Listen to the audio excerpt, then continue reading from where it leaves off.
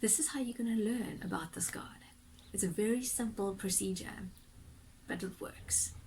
And he says, when you go to this book that people call the Bible, go to it with a piece of paper and with a pencil. And every time you read it, you underline things that leap out at you.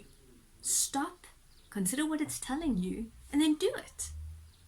And I thought, okay, well, it's different. I grew up in a Catholic school. I knew most of these stories backwards. I mean, I knew the story of Adam and Eve. I was probably the only Hindu child who knew the Bible from beginning to end because I've learned it. I knew the stories. But Andrew wasn't asking me to read the stories. He was asking me to read each line. He was asking me to look at what each line was saying and respond to it. Now that's something I hadn't done before. So here goes. And I'll never forget, I was reading through Matthew and it said something along the lines, John the Baptist speaking, and it said, repent all of you. And I stopped and I thought, well, what does repent mean? So off I went to a dictionary, got the dictionary out. Repent means turn away from, be so sorry, being expressly wanting to be forgiven for something that you know was wrong. And I thought, okay, I can do that. And as I took the moment to think, wow, I can do that, a few thoughts came up in my head where I was expressly sorrowful for those things having happened and things that I didn't want to carry with me. And so there I said, I repent of this.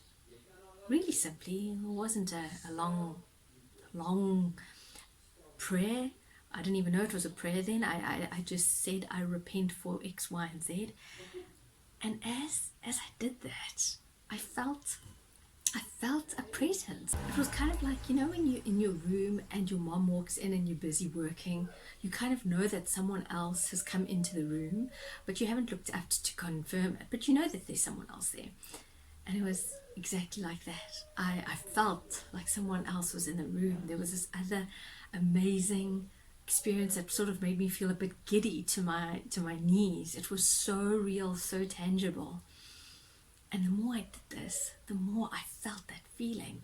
And every time I underlined something and I sort of responded to what it was saying, I felt this presence, and it was incredible. It was incredible because it was that in love feeling. I actually feel it now. It feels like you're tingling all over, and it felt like I was getting closer to this God who was speaking through this Bible.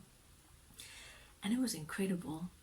I remember speaking to my mom afterwards and saying, God told me this. And basically what it came down to as I was reading, I stopped, I considered what was being written there, I responded to it, and I felt as if I was being affirmed for having done what was written. And it became so fluid that it felt like a conversation. It was incredible. It was amazing to be able to interact with a book. And that's when I realized this book isn't just a book. This book is powerful. And it was so simple to interact with it. I want to encourage you today that there is a faith that is so simple, so pure, and yet so powerful.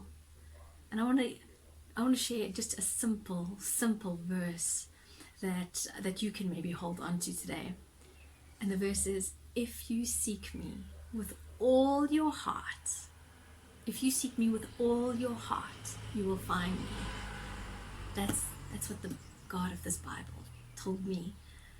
And I really felt it. I really felt it. If you seek him with all your heart, you will find him. And I'm trusting that it's going to be as true for you as it was for me. Because for me it was so real. It was so real. It's not about a list of do's and don'ts and be here and be there and be a part of X, Y, and Z. It's about knowing this God who's a God of faith, hope and encouragement. He's a God who's alive and who wants to interact with us. If you seek him with all your heart, you will find him. And that's a seed I want to leave with you today. So from my heart to yours, be blessed, be encouraged, be full of faith and hope. Until next time.